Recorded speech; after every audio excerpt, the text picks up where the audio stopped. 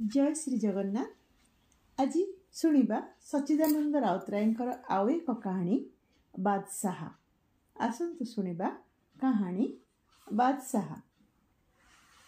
बादशाह वृद्ध हो जाइथिले, किंतु कार्य से युवक परी कर्मठ, उत्साही एवं शौखीन।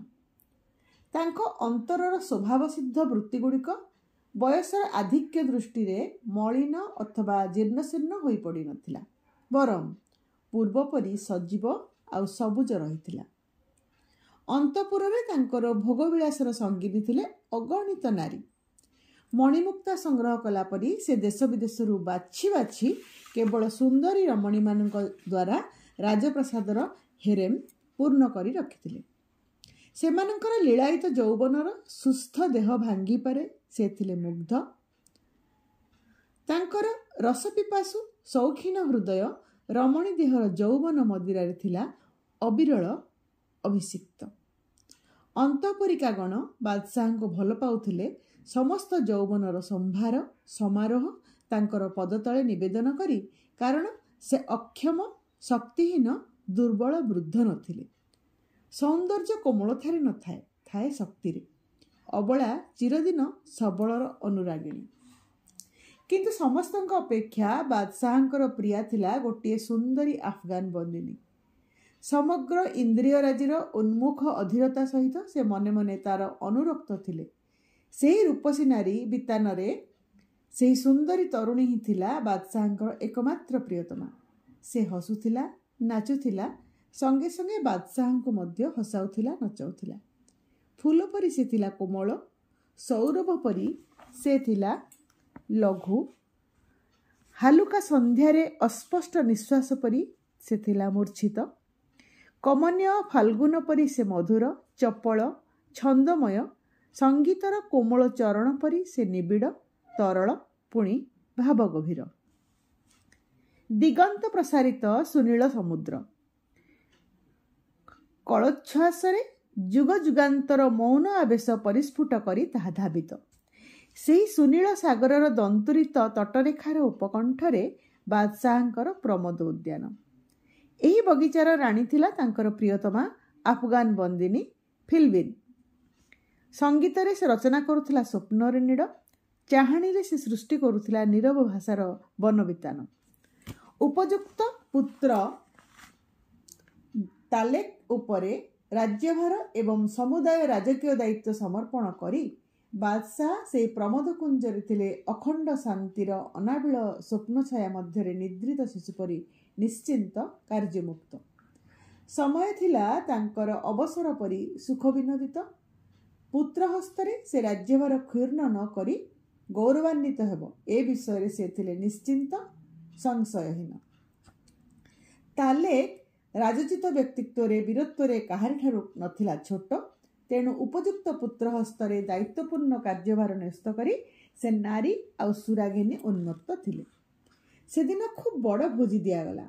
तालेक देश जय करी काबुल रु प्रत्यावर्तन करिछि। काबुल खंडर एकछत्र अमीर को पादुका बाहक करी से फेराई आनिचे निज देशर लुप्त जयश्री। तालेक को उपयुक्त सम्मान प्रदर्शन करने कारण एही प्रीति भोजनर समारोहपूर्ण आयोजन। बहु गण्यमान्य सामंत मितवर्ग निमंत्रित होई आसिचंती। एही उपलक्ष्य बादशाह दंडायमान होई उद्दीप्त कंठरे कहिले, पुत्र गर्भरे मु गर्वित, पुत्रर गौरवरे मु गौरवान्वित। मोर पितार आकांक्षा आज फलवती होईछि। सर्वमय खोदांकर मो उपरे अशेष मेहरबानी। मु जेतेबेले जीवनर शेष प्रांतरे आसी गोड़ देइछि, सेतिके बेले से मोर कार्यपटु यौवन को नूतन भाव पुनर्जीवन देले मोर पुत्र भितरे। आज मु परिष्कार देखि पारुछि। मोर ए बुढ़ा बयस मोर स्तिमित जीवन प्रदीप जेतेबेले सामान्य बात्याघात लिभिजिव, मृत्युकीट जेतेबेले तार तीक्ष्ण दंष्टारे मोर जीवनावशेष टिकक टिकी टिकी करी छिंडाई खाइब, सेतेबेले मु मो पुत्र भितरे बंची रहिबी। तार बाहु शक्तिशाली, अंतर दीप्त और मन स्वच्छ। मोर पताकार सम्मान से तले पकाइब नहीं, बरं बहु ऊर्ध्वरे से ताहाको प्रतिष्ठित करिब, गोटिए सूर्यर प्रचुर किरण संभाव। तालेक वीरपुत्र मोर ଆଜିର ଏହି ଗୌରବ ଦିବସରେ ମୁଁ ତୋତେ କି ପୁରସ୍କାର ଦେଇପାରିବି ବାପ? ତୋତେ ଅଦେୟ ମୋର କିଛି ନାହିଁ, କହ ତୁ କ'ଣ ଚାହୁଁ? ଶାହଜାଦା ତାଲେକର ଆଖି ଦୁଇଟି ଉଜ୍ଜଳ ହୋଇ ଉଠିଲା। ରାତ୍ରିର ଅନ୍ଧକାରରେ ନିସ୍ତବ୍ଧ ସାଗରର ବାରିରାଶି ପରି ତାର କୃଷ୍ଣ ପାର୍ବତ୍ୟ ସ୍ୱେନର ଅତ୍ୟୁଜ୍ଜଳ ପ୍ରଦୀପ୍ତ ଚକ୍ଷୁ ପରି ତାହାର ଚକ୍ଷୁର ଆଭା। କି ହିଂସ୍ର, ପୁଣି କି କୂଟ! ଶକୁନିର ଷଡ଼ଯନ୍ତ୍ରର ସେହି ଆଖି ଦୁଇଟା ଭିତରେ ଯେପରି ଧକ୍ ଧକ୍ ହୋଇ ଜଳି ଉଠୁଥିଲା। ଦୁପ୍ତ କଣ୍ଠରେ ତାଲେକ କହିଲା, ସମ୍ରାଟ ବାବା, ମୋତେ ତମର ଅନ୍ତଃପୁରିକା ଆଫଗାନ ବନ୍ଦିନୀକୁ ଦାନ କରି ସମ୍ମାନିତ କର। ବାଦଶାହଙ୍କ ମୁହଁରୁ ସବୁ କାନ୍ତି ନିମିଷକେ ପାଣ୍ଡୁର ହୋଇଗଲା। ସେ କମ୍ପିତ ପଦକୁ ସମ୍ଭାଳି ନିର୍ବାକ ହୋଇ ଛିଡ଼ା ହୋଇ ରହିଲେ। ସଭାସ୍ଥ ସମସ୍ତେ ନୀରବ, ନିସ୍ତବ୍ଧ, ଗମ୍ଭୀର। ବିପୁଳ ଶକ୍ତିରେ ନିଜକୁ ସମ୍ଭାଳି ନେଇ କଣ୍ଠସ୍ୱରରେ ଅସ୍ୱାଭାବିକ ଶକ୍ତି ସଞ୍ଚୟ କରି ସେ କହିଲେ, ଦେଲି, ଉତ୍ସବ ଶେଷ ହେଲେ ତୁ ତାକୁ ନେଇଯାଇପାରୁ। ଶାହଜାଦା ତାଲେକ ଗଭୀର ଆନନ୍ଦରେ ଉଦ୍ଦୀପ୍ତ ହୋଇ ଉଠିଲେ। ଅଗ୍ନିଶିଖା ପରି ଉଜ୍ଜଳ ଚକ୍ଷୁ ତାରକା ବିସ୍ଫାରିତ କରି ସେ କହିଲା, ଏହାଠାରୁ ମହତ୍ତର ଦାନ ମୋର ଆଶାତୀତ ଥିଲା। ପିତା, ମୁଁ ଜାଣେ ଆଜି ଆପଣ ମୋତେ କ'ଣ ଦେଲେ। ଏ ଦାନ ଯେ କେତେ ବଡ଼, ଏହା ଯେ କେଡ଼େ ଅଦ୍ଭୁତ ତ୍ୟାଗ, ତାର ମୂଲ୍ୟ ମୁଁ ବୁଝିଛି ପିତା। ମୁଁ ଆପଣଙ୍କର ଗୋଲାମ। ମୁଁ ଆପଣଙ୍କର କାର୍ଯ୍ୟରେ ଆଜିଠାରୁ ନିଜକୁ ସମ୍ପୂର୍ଣ୍ଣ ରୂପେ ଢାଳିଦେବି। ଆପଣଙ୍କ ଦାନର ଉପଯୁକ୍ତ ହେବି। କ୍ଷୀଣ କଣ୍ଠରେ ପିତା କହିଲେ, ମୋର କିଛି ଲୋଡ଼ା ନାହିଁ। ତାଙ୍କର ରାଜମୁକୁଟ ପରିହିତ ଶିରଦେଶ କନ୍ଧ ଆଡ଼କୁ ଝୁଲି ପଡ଼ିଲେ। ପିତାପୁତ୍ର ପାଖାପାଖି ହୋଇ ଅନ୍ତଃପୁର ଆଡ଼କୁ ନିଃଶବ୍ଦ ଗତିରେ ଅଗ୍ରସର ହେବାକୁ ଲାଗିଲେ। ନିସ୍ତବ୍ଧ ରାତ୍ରି ଯେତିକି କୃଷ୍ଣବର୍ଣ୍ଣ ସେତିକି କୁତ୍ସିତ। ଧରିତ୍ରୀର କଠିନ ମାଟିର ଊର୍ଦ୍ଧ୍ୱରେ ଅନେକ ଊର୍ଦ୍ଧ୍ୱରେ ପରିବ୍ୟାପ୍ତ ହୋଇ ରହିଛି ଅନ୍ଧକାର। ଶବ୍ଦହୀନ, ଗନ୍ଧହୀନ ଅନ୍ଧକାର, ଅସୀମ ଶୂନ୍ୟତା, ତାହା ମଧ୍ୟ ସ୍ତବ୍ଧ ଏବଂ ଗମ୍ଭୀର। ଆକାଶରେ ତାରା ନାହିଁ, ନକ୍ଷତ୍ର ନାହିଁ, ଅଛି କେବଳ କଷଟି ପଥର ପରି ଜମାଟ ଅନ୍ଧାର। ସହସା ବୃଦ୍ଧ ବାଦଶାହ କହିଲେ, କ୍ରମଶଃ ମୋର ଆୟୁ ଶେଷ ହୋଇ ଆସୁଛି। ବକ୍ଷର ସ୍ପନ୍ଦନ ମୋର ଆସ୍ତେ ଆସ୍ତେ ଦୁର୍ବଳ ହୋଇ ପଡ଼ୁଛି। ଆଶା ଆଉ ଆନନ୍ଦ ଲିଭି ଯାଉଛି। ଏଇ ଫିଲବିନ୍ର ନିବିଡ଼ ସ୍ପର୍ଶ, ଗାଢ଼ ଆଲିଙ୍ଗନ ହିଁ ମୋର ନିଭନ୍ତା ଜୀବନ ଶିଖାକୁ ତେଜି ରଖିଛି। ଏତିକି କହିସାରି ସେ ଅଧିକତର ଆବେଗ ବ୍ୟାକୁଳିତ କଣ୍ଠରେ କହିଲେ, ମୋତେ କହନି ତାଲେକ, ସତ କରି କହନି, ସେ କ'ଣ ସତରେ ତୋର ଦରକାର? ତୋର ସେ କ'ଣ ପ୍ରୟୋଜନ? ମୋର ସମସ୍ତ ବେଗମକୁ ତୁ ନେ, ସେ ସମସ୍ତଙ୍କୁ ମୁଁ ତୋତେ ଦେଉଛି। ଖାଲି ଫିଲବିନ୍କୁ ମୋତେ ତୁ ଫେରେଇ ଦେ। ତାଲେକ ନିଃଶବ୍ଦରେ ମୁଣ୍ଡ ଟୁଙ୍ଗାରିଲା। ଗଭୀର ଦୀର୍ଘଶ୍ୱାସ ପରିତ୍ୟାଗ କରି ସମ୍ରାଟ କହିଲେ, ଆଉ କେତେଦିନ ବା ମୁଁ ବଞ୍ଚିବି? ମୋ ଜୀବନରେ ସେହି ନାରୀଟି ଯେ ମୋର ଏକମାତ୍ର ଆନନ୍ଦ, ମୋର ଶେଷ ଆନନ୍ଦ, ସେ ପରା ମୋତେ ଭଲ ପାଏ। ତାଲେକ, ତା ଛଡ଼ା ମୋତେ ଆଉ କିଏ ଏତେ ଭଲ ପାଇବ? ହଁ, ମୋତେ ମୋ ପରି ନିରସ ଗତାୟୁ ବୁଢ଼ାକୁ? କିଏ? କେହି ନୁହେଁ। ଏଇ 1000 ବେଗମଙ୍କ ଭିତରେ ଜଣେ ବି ନୁହେଁ। ଶାହଜାଦା ନୀରବ। ହାୟ, କିପରି ମୁଁ ବଞ୍ଚିବି? ତୁ ତାକୁ ବାହୁବନ୍ଧନରେ ଆବଦ୍ଧ କରିଛୁ। ଏ ଚିନ୍ତା ଯେ ମୋ ପକ୍ଷରେ ଅସହ୍ୟ ହୋଇ ଉଠିବ। କେମିତି ମୁଁ ଭାବିବି ସେ ତୋତେ? ଉଫ୍, ନା ନା ତାଲେକ, ମୁଁ ପାଗଳ ହୋଇଯିବି ତାଲେକ। ଆଜି ଜଣେ ସାମାନ୍ୟ ନାରୀ ପାଇଁ ଆମେ ପିତାପୁତ୍ରର ସମ୍ପର୍କ ଭୁଲିଛେ। କେଡ଼େ ଆଶ୍ଚର୍ଯ୍ୟ, ଆମେ ଆଜି ପ୍ରତିଦ୍ୱନ୍ଦ୍ୱୀ। ମୋର ଦୁର୍ବଳ ଶରୀର କ୍ଷତବିକ୍ଷତ ହେଲେ ଆହୁରି ଭଲ ହୋଇଥାନ୍ତା। ମୋର ସବୁ ରକ୍ତ ଶୁଖି ଯାଇଥିଲେ ବରଂ ସହି ହୋଇଥାନ୍ତା। କିନ୍ତୁ ଏହା ଯେ ଏକାବେଳେ ଅସହ୍ୟ, ଧାରଣାତୀତ, ସ୍ୱପ୍ନାତୀତ। ଶାହଜାଦା ନୀରବ। ସେମାନେ ଅନ୍ତଃପୁର ନିକଟରେ ଆସି ପହଞ୍ଚିଲେ ମଧ୍ୟ କେହି ମୁହଁ ଟେକି କାହାକୁ ଚାହିଁ ପାରୁନଥିଲେ। ପିତା, ମୁଁ ତାକୁ ଅନେକ ଦିନରୁ ମନେ ମନେ ଭଲ ପାଇଛି, ଶାନ୍ତ କଣ୍ଠରେ ତାଲେକ କହିଲା। ମୁଁ ଜାଣେ ସେ ତୋତେ ମୋଟେ ଭଲ ପାଏ ନାହିଁ, ବାଦଶାହ କହିଲେ। ତା କଥା ଭାବିଲେ ମୁଁ ପାଗଳ ହୋଇଯାଏ। ଆଉ ମୁଁ ତାରି ଭିତରେ ବଞ୍ଚିଅଛି। ମୋର ଜୀବନ ଶେଷ ହେବା ପର୍ଯ୍ୟନ୍ତ ଅପେକ୍ଷା କର ତାଲେକ। ତାପରେ ମୁଁ ମରିଗଲେ ତୁ ରାଜ୍ୟ ସଙ୍ଗେ ସଙ୍ଗେ ତାକୁ ମଧ୍ୟ ପାଇବୁ। ତାଲେକ, ମୁଁ ପରା ତୋର ବୁଢ଼ା ବାପା, ତୋର ଦୟା ହୁଏ ନାହିଁ? ମୋ କଥା, ନା ନା, ମୋ ମିନତି ତୁ କ'ଣ ରଖିବୁ ନାହିଁ? ଉଭୟ ନୀରବ। ତାଲେକ କହିଲା, ମୁଁ ଅଧୈର୍ଯ୍ୟ ହୋଇ ପଡ଼ିଛି। ବାସ୍ତବିକ ନାରୀ ଜାତି ହିଁ ପୁରୁଷର ସର୍ବନାଶ କରେ। ସେ ଡାହାଣୀ, ସେ ଡାକିନୀ। ସୁନ୍ଦରୀ ନାରୀ ଅପର ହୃଦୟରେ ତାକୁ ପାଇବା ପାଇଁ ଗୋଟିଏ ବାସନା ଉଦ୍ରେକ କରେ। ଆଉ ତାର ନିରୀହ ସ୍ୱାମୀ ବ୍ୟର୍ଥ ଆକ୍ରୋଶରେ ଜଳିପୋଡ଼ି ହୋଇ ମରେ। ଏହି ବିଚାରବୋଧ ଶକ୍ତି ମଣିଷକୁ ଶାନ୍ତି ଦେଇପାରେ ନାହିଁ, ବାଦଶାହ କହିଲେ। ପିତା, ଆମର ପରସ୍ପର ପ୍ରତି ସହାନୁଭୂତି ଏବଂ ଦୟା ପ୍ରକାଶ କରିବା ସମୀଚୀନ। ବାଦଶାହ ମୁଣ୍ଡ ଟେକି ବିଷାଦପୂର୍ଣ୍ଣ ନୟନରେ ପୁତ୍ର ଆଡ଼କୁ ଅନେଇଲେ। ଯାହା ପାଇଁ ଏତେ ଅଶାନ୍ତି, ଆସନ୍ତୁ ତାକୁ ଆମେ ମାରି ପକାଇବା। ବର୍ତ୍ତମାନ ତାକୁ ଆମ ଭିତରୁ ଅପସାରିତ କରିବା ହିଁ ଯୁକ୍ତିସଙ୍ଗତ ଆଉ ସର୍ବାପେକ୍ଷା ନିରାପଦ, ଗମ୍ଭୀର ହୋଇ ତାଲେକ୍ କହିଲା। ପୁଣି ଦୁହେଁ ନୀରବ।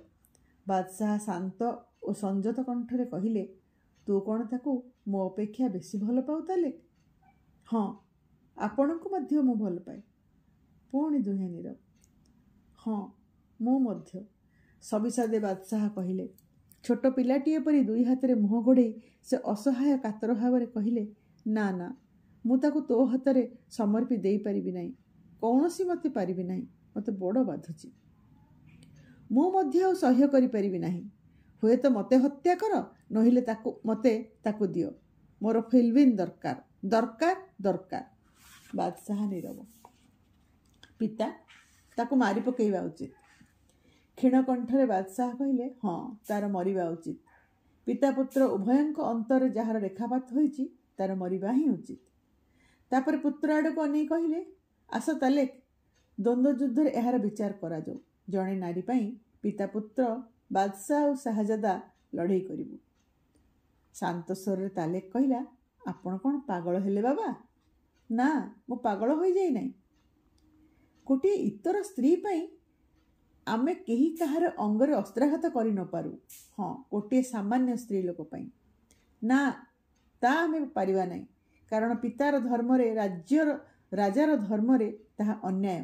କିନ୍ତୁ ତାକୁ ହତ୍ୟା କରିବା ଯେ ମନୁଷ୍ୟର ଧର୍ମରେ କେଡ଼େ ବଡ଼ ଅନ୍ୟାୟ କଥା, ତାହା ଆମେ କେହି ହେଲେ ଏପର୍ଯ୍ୟନ୍ତ ଭାବିନେ। ତାର କାରଣ କ'ଣ ଏଇଆ ନୁହେଁ ଯେ ସେ ଆମର ବନ୍ଦିନୀ? ସେ ଯାହା ହେଉ, ବଞ୍ଚିବା ତାର ସମ୍ଭବ ନୁହେଁ। ପାହାଡ଼ ଉପରୁ ତାକୁ ସମୁଦ୍ରରେ ନିକ୍ଷେପ କରାଯାଉ। ବେଶ୍, ସେଇଆ ହଉ। ମୁଁ ତାକୁ ପାହାଡ଼ ଉପରୁ ସମୁଦ୍ରରେ ନିକ୍ଷେପ କରିବି। ସେ ସମ୍ପୂର୍ଣ୍ଣ ଅନ୍ୟମନସ୍କ ଭାବେ ପୁତ୍ର କଥାର ପ୍ରତିଧ୍ୱନି କଲେ ମାତ୍ର। ତାଙ୍କର ଶାନ୍ତ ମୁଖଟି ଆଜି ବିବର୍ଣ୍ଣ ମୃତ୍ୟୁ ପରି ପାଣ୍ଡୁର, ଶୀତଳ ଏବଂ ଉତ୍ତାପହୀନ। ସେମାନେ ଫିଲବିନ୍ର ଶୋଇବା ଘରେ ପ୍ରବେଶ କଲେ। ଫିଲବିନ୍ ମୂଲ୍ୟବାନ କାର୍ପେଟ୍ ମୋଡ଼ା ବିଛଣାରେ ଶୋଇଥିଲା, ଠିକ୍ ଯେପରି କେଉଁ ଅଜଣା ଦେଶର ଘୁମନ୍ତ ରାଜକୁମାରୀ ସେ। ନିଶିଥର ପଦ୍ମ ପରି ସୁନ୍ଦର, ସ୍ୱପ୍ନ ପରି ମଧୁର। ଦୁଇ ଜଣ ଯାକ ଫିଲବିନ୍ ସମ୍ମୁଖରେ ଛିଡ଼ା ହୋଇ ତାର ନିଦ୍ରିତ ଶୋଭା ଉପଭୋଗ କରିବାକୁ ଲାଗିଲେ। ଅନେକ ବେଳ ଯାଏ ଦୁହେଁ ତନ୍ମୟ ହୋଇ ତାକୁ ଦେଖିଥିଲେ। ବୃଦ୍ଧର ଚକ୍ଷୁ ଭିତରୁ ଉଚ୍ଛ୍ୱସିତ ଅଶ୍ରୁ ନିଗିଡ଼ି ପଡ଼ିଲା ଏବଂ ଶ୍ୱେତଶ୍ମଶ୍ରୁ ପ୍ଲାବିତ ହୋଇ ତାହା ଭଳି ଭୂମିଚୁମ୍ବନ କଲା। ତାଙ୍କର ପୁତ୍ର ଏକ ପାର୍ଶ୍ୱରେ ଦଣ୍ଡାୟମାନ ହୋଇ କେବଳ ହିଂସ୍ର ଚକ୍ଷୁରେ ଫିଲବିନ୍କୁ ଦେଖୁଥିଲା।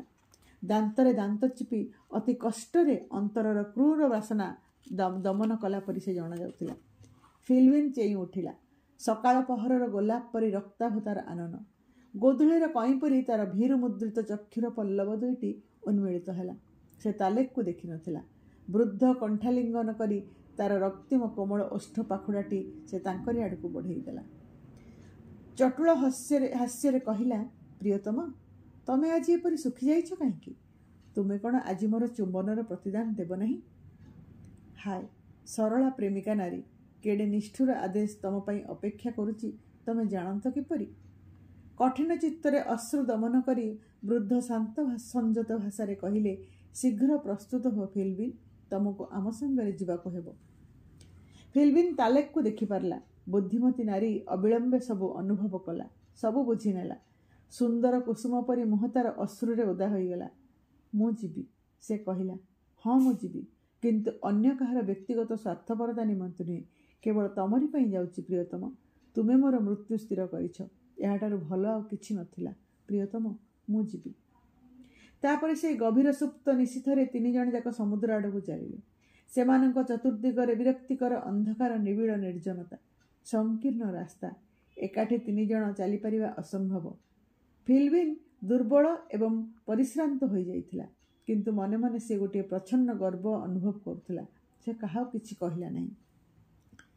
କିନ୍ତୁ ତାକୁ ଅନେକ ପଛରେ ପଡ଼ିଯିବାର ଦେଖି ତାଲେକ୍ କହିଲା, ଆପଣ କ'ଣ କରୁଛନ୍ତି? ଫିଲବିନ୍ର ଚକ୍ଷୁ ଦୁଇଟି ହିଂସ୍ର ଶ୍ୱାପଦ ପରି ଜଳି ଉଠିଲା। ଡର? ଏଇ ତୁଚ୍ଛ ମୃତ୍ୟୁକୁ ଡର? ସେ କିନ୍ତୁ କିଛି କହିଲାନି, କେବଳ ନିଶବ୍ଦରେ ତାର ରୁଧିରସିକ୍ତ ପଦଟି ତାଲେକକୁ ଦେଖାଇଲା। ଆପଣଙ୍କର ଚାଲିବାକୁ ଖୁବ୍ କଷ୍ଟ ହେଉଥିବ ବୋଧେ, ମୁଁ ଆପଣଙ୍କୁ କାନ୍ଧୁଅ କରି ନେଇଯାଇପାରେ। ଏହା କହି ତାଲେକ ତାକୁ ନିଜ ଆଡ଼କୁ ଆକର୍ଷଣ କରିବାକୁ ଯାଉଥିଲା, କିନ୍ତୁ ଫିଲବିନ୍ ଘୃଣାରେ ତାର ପାଶମୁକ୍ତ ହୋଇ ବୃଦ୍ଧର କଣ୍ଠ ସଂଲଗ୍ନ ହେଲା। ବୃଦ୍ଧ ବାଦଶାହ ମୁହୂର୍ତ୍ତକରେ ତାକୁ ଗୋଟିଏ ପର ପରି ନିଜର ଶକ୍ତିଶାଳୀ ବାହୁ ଦୁଇଟିରେ ତୋଳି ନେଲେ। ସେମାନେ ଅଗ୍ରସର ହେଲେ। ଅଦୂରରେ ସମୁଦ୍ରର ଗର୍ଜନ ଶୁଣାଯାଉଥିଲା। ତାଲେକ ପିତାର ପଛେ ପଛେ ଆସୁଥିଲା। କ୍ଷୁଧିତ ଅନ୍ତରଚାର ଜଳି ଉଠିଲା। ସେ ଚିତ୍କାର କରି କହିଲା, ବାବା, ମୋତେ ଆଗରେ ଚାଲିବାକୁ ଦିଅ, ନହେଲେ ଏହି ମୁହୂର୍ତ୍ତରେ ମୋର ସୁତୀକ୍ଷ୍ଣ ଛୁରିକାରେ ମୁଁ ଆପଣଙ୍କୁ ଖୁଣ କରିପାରେ। ମୁଁ ଆଉ ନିଜକୁ ସମ୍ଭାଳି ପାରୁନାହିଁ। ମୋର ପଶୁ ବାସନା ଜାଗି ଉଠୁଛି। ମୁଁ ଆଉ ନିଜକୁ ବିଶ୍ୱାସ କରିପାରୁନାହିଁ। ମୁଁ ଆଗରେ ଯାଏ। ଯାଅ, ଖୋଦା ତୋର ମନସ୍କାମନା ସିଦ୍ଧ କରିବେ, ଅଥବା ମୋତେ କ୍ଷମା କରିବେ। ଇଚ୍ଛା ତାଙ୍କର ପୂର୍ଣ୍ଣ ହେବ। ମୁଁ ତୋର ପିତା, ସର୍ବାନ୍ତକଣରେ ତୋତେ କ୍ଷମା କରିଛି। ମୁଁ ଜାଣେ ପ୍ରେମରେ ପଡ଼ିଲେ ମଣିଷ ଅନେକ ସମୟରେ କିପରି ଛୋଟ ହୋଇଯାଏ। ସମୁଦ୍ର ଦିଗନ୍ତ ପ୍ରସାରିତ ସୀମାହୀନ ବର୍ଣ୍ଣହୀନ ସମୁଦ୍ର। ସେମାନଙ୍କର ପଦତଳେ ସମୁଦ୍ର, ଅନନ୍ତ ନୀଳ ସମୁଦ୍ର, ସୁଦୂର ଚୁମ୍ବୀ ମୃତ୍ୟୁପୁରୀ। ପ୍ରବଳ ଉନ୍ମତ୍ତ ଫଣି ପରି ସମୁଦ୍ରର ରାଶିକୃତ ଉଚ୍ଛ୍ୱସିତ ଢେଉ ପାହାଡ଼ର ପାଦଦେଶରେ କଚାଡ଼ି ହୋଇ ପଡ଼ୁଥିଲା। କି ଜମାଟ ଅନ୍ଧକାର, ଶୀତଳ ଅନ୍ଧକାର। ବିଦାୟ। ଫିଲବିନ୍କୁ ଶେଷ ଚୁମ୍ବନ କରି ବାଦଶାହ କାନ୍ଦି କାନ୍ଦି କହିଲେ, ବିଦାୟ। ଫିଲବିନ୍ ସେହି ନିମ୍ନଗାମୀ ଶୂନ୍ୟତା, ସୀମକୃଷ୍ଣ ଶୂନ୍ୟତା ମଧ୍ୟ ଦେଇ ସମୁଦ୍ର ଆଡ଼କୁ ଅନେଇଲା। ଟିକିଏ ପଛେଇ ଗଲା। ପୁଣି ଦୁଇ ହାତରେ ଛାତିଟାକୁ ଚାପି ଧରି କହିଲା, ମୋତେ ନିକ୍ଷେପ କର। ତାଲେକ ତାର ବାହୁ ଧରି ଅସ୍ପଷ୍ଟ କାତର ଧ୍ୱନି କଲା। ବାଦଶାହ ଫିଲବିନ୍କୁ ବକ୍ଷଦେଶକୁ ଟାଣି ନେଇ ଅଧୀର ବ୍ୟାକୁଳତାରେ ଚୁମ୍ବନ ଦେଲେ। ତାପରେ ଦୁଇ ହାତରେ ତାକୁ ଉପରକୁ ଟେକି ପାତାଳସ୍ପର୍ଶୀ ମୃତ୍ୟୁ ଗହ୍ୱର ସଦୃଶ୍ୟ ସେ ସମୁଦ୍ର ପାଣିରେ ଫିଙ୍ଗିଦେଲେ। ସବୁ ଶେଷ। ତଳେ ସମୁଦ୍ର ଗର୍ଜି ଉଠିଲା। ବିପୁଳ ସମୁଦ୍ର ଚିତ୍କାରରେ ସେମାନେ ଫିଲବିନ୍ର ପତନ ଶବ୍ଦ ଶୁଣିପାରିଲେ ନାହିଁ। ତାହାର ଟିକିଏ ଚିତ୍କାର, ଶେଷ ମୃତ୍ୟୁ କାତର କ୍ରନ୍ଦନ ମଧ୍ୟ ଶୁଣାଗଲା ନାହିଁ। ଶୁଣିଲେ ଖାଲି ସମୁଦ୍ରର କାନ୍ଦଣା, ରୋଷଦୀପ୍ତ ଗର୍ଜନ, ଅନ୍ଧକାରର କଇଁ କଇଁ ବାହୁନା। ବୃଦ୍ଧ ନିର୍ବାକ। ସୁଦୂର ଆଡ଼କୁ ଦୃଷ୍ଟି ନିବଦ୍ଧ କରି ସେ ନିଷ୍କମ୍ପ। ପବନ ବହିଗଲା। ବୃଦ୍ଧର କାନରେ କାହାର ବାର୍ତ୍ତା ସେ ପହଞ୍ଚାଇ ଦେଇଗଲା। ପାଖରେ ତାଙ୍କର ତାଲେକ। ସେ ଦୁଇ ହାତରେ ମୁହଁ ଗୋଡ଼ାଇ ସ୍ପନ୍ଦନହୀନ, ବାକ୍ୟହୀନ ପଥରର ମଣିଷ ପରି ଠିଆ ହୋଇଥିଲା। ଧୀରେ ଧୀରେ ଆକାଶରେ ମେଘ ଘୋଟି ଆସିଲା। ବଜ୍ର ହୁଙ୍କାରି ଉଠିଲା। ରାତ୍ରିର ନିଶ୍ୱାସ ପରି ପବନଟା ବହିଗଲା ଅତି ଧୀରେ। ବାବା, ଚାଲନ୍ତୁ ଫେରିଯିବା। ଚୁପ୍, ବାଦଶାହ ମୃଦୁ କଣ୍ଠରେ କହିଲେ। ସେ ଯେପରି ଗଭୀର ମନୋଯୋଗ ଦେଇ କ'ଣ କାନପାତି ଶୁଣୁଥିଲେ। ସମୟ ଚାଲିଯାଏ। ରାତ୍ରି ଅର୍ଦ୍ଧକରୁ ବେଶୀ ହୋଇଗଲାଣି। ଆକାଶରେ, ପବନରେ, ସାଗରରେ, ଗଛପତ୍ରରେ ଯେପରି କାହାର କାତର ଧ୍ୱନି। ବାବା, ଚାଲନ୍ତୁ ଫେରିଯିବା। ଆଉ ଟିକିଏ। ସେ ହଲିଲେ ନାହିଁ। ଜୀବନର ଶେଷ ଆନନ୍ଦଟିକ ଯେଉଁଠି ହରାଇଛନ୍ତି, ସେ ଜାଗା ତ୍ୟାଗ କରିଯିବା ତାଙ୍କ ପକ୍ଷରେ ଯେପରି ଅସମ୍ଭବ। କିନ୍ତୁ ପ୍ରତ୍ୟେକ ବସ୍ତୁର ଶେଷ ଅଛି। ସେ ଉଠି ଛିଡ଼ା ହେଲେ। ସେ ଗର୍ବିତ, ସେ ଦୃଢ଼। ଭ୍ରୁକୁଟି କରି ସେ କହିଲେ, ଚାଲ ଯିବା। ସେମାନେ ଫେରିଗଲେ। ସହସା ବାଦଶାହ ଛିଡ଼ା ହୋଇ ପଡ଼ିଲେ। କହିଲେ, କିନ୍ତୁ ମୁଁ କିଆଁ ଯାଉଛି? ଆଉ କେଉଁଠିକି ବା ମୁଁ ଫେରିଯିବି? ହଁ, ବର୍ତ୍ତମାନ ମୋର ବଞ୍ଚି ରହିବା କ'ଣ ଲାଭ? ତାଲେକ, ମୋର ସେସବୁ ଆଶା ଆନନ୍ଦର ପାତ୍ରୀ ଥିଲା। ତା ଭିତରେ ତ ମୁଁ ବଞ୍ଚି ରହିଥିଲି। ବର୍ତ୍ତମାନ ମୁଁ ବୃଦ୍ଧ। ବୃଦ୍ଧକୁ କେହି ଭଲ ପାଇବେ ନାହିଁ। କେହି ଯଦି ପ୍ରଣୟ ନଦେଲା, ବଞ୍ଚି ରହି କି ଲାଭ? ସେପରି ଜୀବନର କୌଣସି ଅର୍ଥ ନାହିଁ। ଆପଣଙ୍କର ଗୌରବ, ପ୍ରଭୂତ ଐଶ୍ୱର୍ଯ୍ୟ ଅଛି। ତାର ଗୋଟିଏ ଚୁମ୍ବନ ପାଇଲେ ମୁଁ ସେସବୁ ଦେଇଦେବି। ନା, ସେସବୁ ମୃତ। ଧନ, ଐଶ୍ୱର୍ଯ୍ୟ, କାହାରି ଜୀବନ ସତ୍ତା ଆଉ ମୋ ପାଖରେ ନାହିଁ। ନାରୀର ପ୍ରେମ ହିଁ କେବଳ ବଞ୍ଚି ରହେ ସିନା।